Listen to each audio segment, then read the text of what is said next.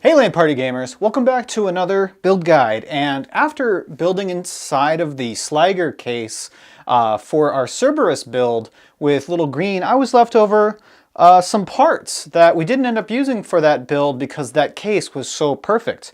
I've got a hand-me-down eBay Dell case here. This is from a Inspiron that they use, I believe, still to this day.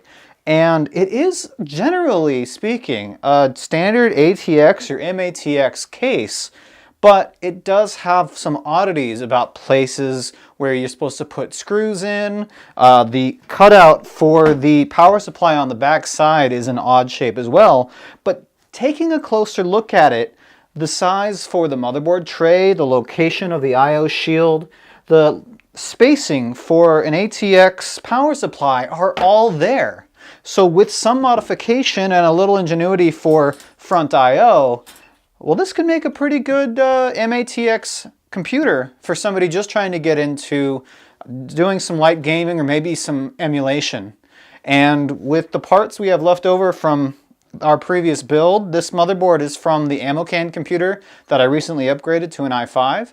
So this old Phenom X4 system is just wasted here on the bench. We've got a couple of hand-me-down Radeon graphics cards that we'll see if one of them works. We can put in there, and a few leftover hard drives from upgrading our Dell systems in the garage. So we're going to take all this, we're going to see what modifications need to be done and cut out some room for the I/O shield and for the power supply in the back, and try to make this small form factor case live again and become a real computer with a little bit of upgradability down the line for whomever gets this from us. So let's do some cutting and see if we can put some new life in this old hand-me-down case.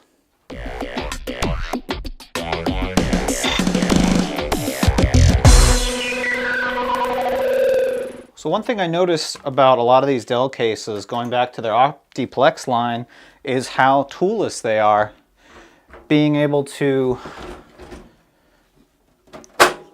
just open it up without a screw. There are places for screws in the back, but really it's just held in with clips and hinges. So the side panel comes off pretty easy on this case, and we can undo the front in the same fashion with some of these black plastic clips.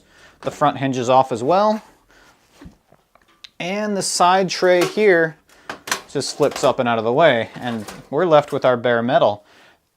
Now I've already marked the places on the inside that are going to require standoffs because the location and placement that they put in this case does not match up with ATX standards, unfortunately. I wish they did.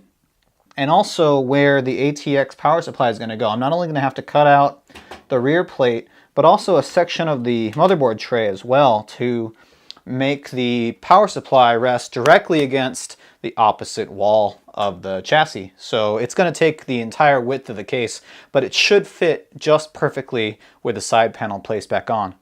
So we'll see how that goes, and hopefully it all fits in there.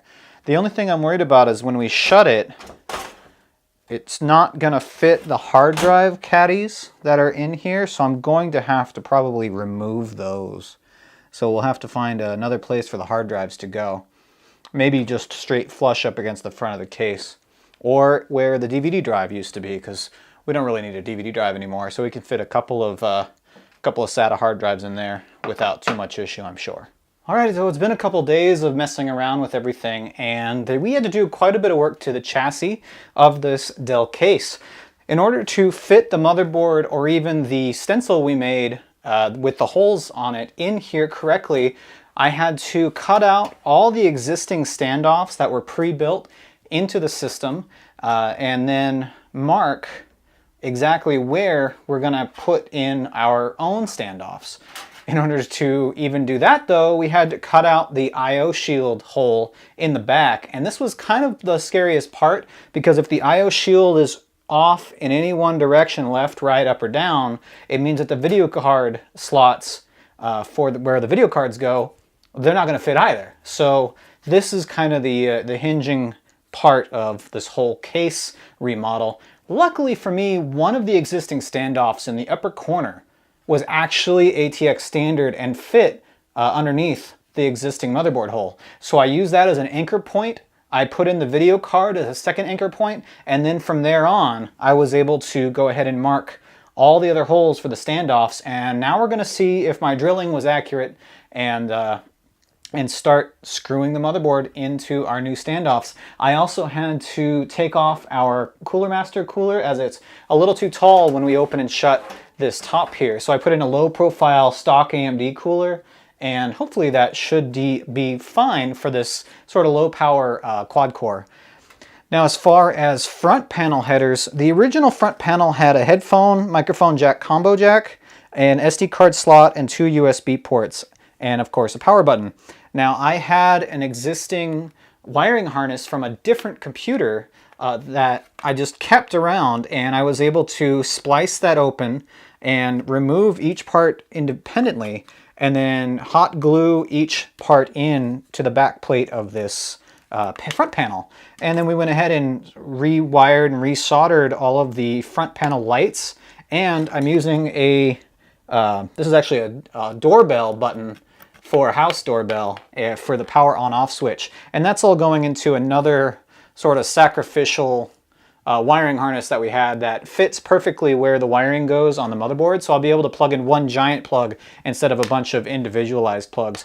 Hopefully, if we ever upgrade this to a newer motherboard, like we go Ryzen or something in this system, hopefully it'll match the same pinout as this. They seem to be fairly standard this day, and if not, I'll just go ahead and cut it and resplice it. But for now, this is an easier solution, and I was lucky enough to have this stuff just kind of laying around. So without further ado, let's start putting everything in our case.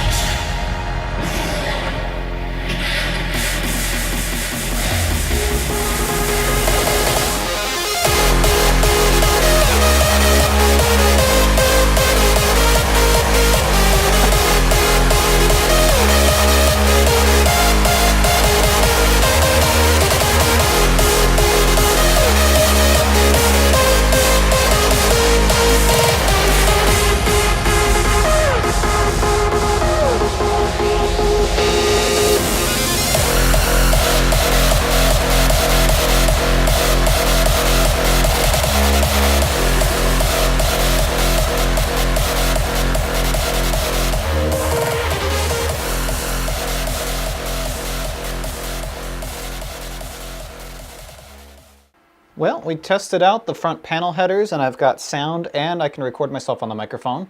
Both of the USB ports are working. I'm currently transferring music to an MP3 player. To test that out, I also charged a cell phone off of them. So that's good. And now we're going to test out some gaming. So I've got Fortnite here running at off or low on everything but view distance, which I have maxed out. And I have the 3D resolution set at 720p.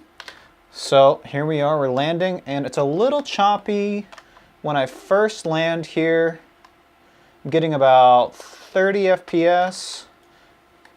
Let's see if it doesn't smooth out as I get a little deeper into the game. Set it to full screen instead of windowed. Yes. There we go.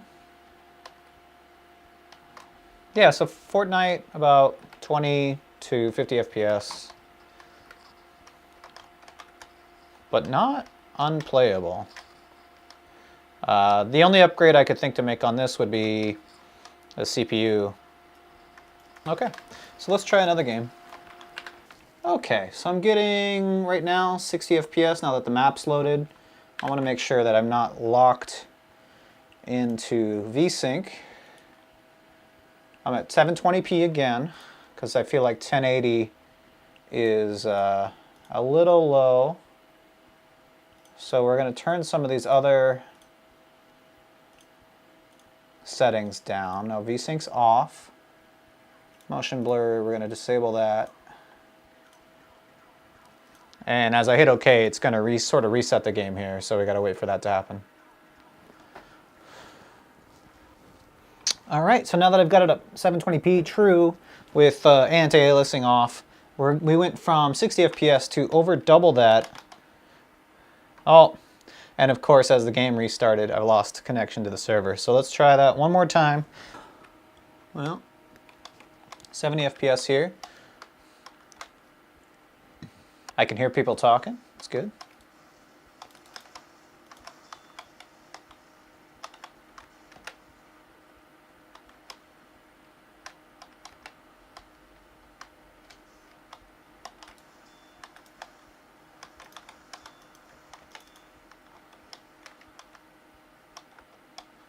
Not bad, playable for sure.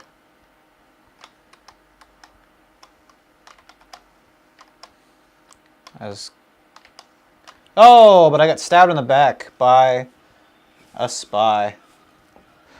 Well, its gaming performance notwithstanding, I think that this project of making a Dell OEM chassis fit standard MATX parts was still a success. Being able to throw in our own front panel headers by removing the metal that held in the stock ones, being able to put in our own power button, our own wiring harness, our headphone jacks. The rear cutout for the I/O shield in the back was probably the hardest part, making sure that that lined up, made sure that everything else lined up. So if something was wrong with that, well, everything else would kind of have fallen apart.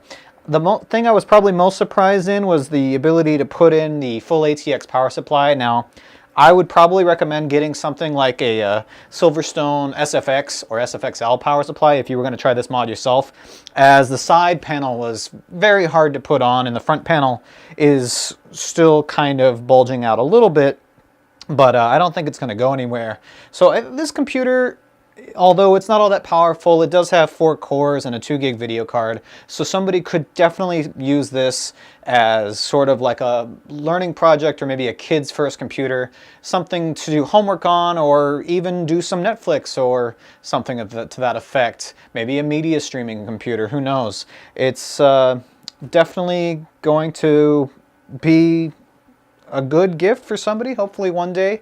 And you know what, even if it just sits up on our shelf, it'll be a good story to tell people, yeah, you know, we had to basically gut the whole thing to get real parts in this case.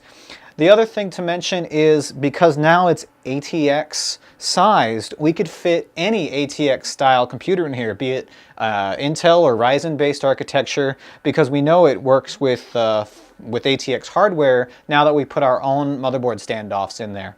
So as a proof of concept, and if you're trying to retrofit your own old Inspiron case to fit new parts, know that it's possible, but know that it's going to take a lot of work.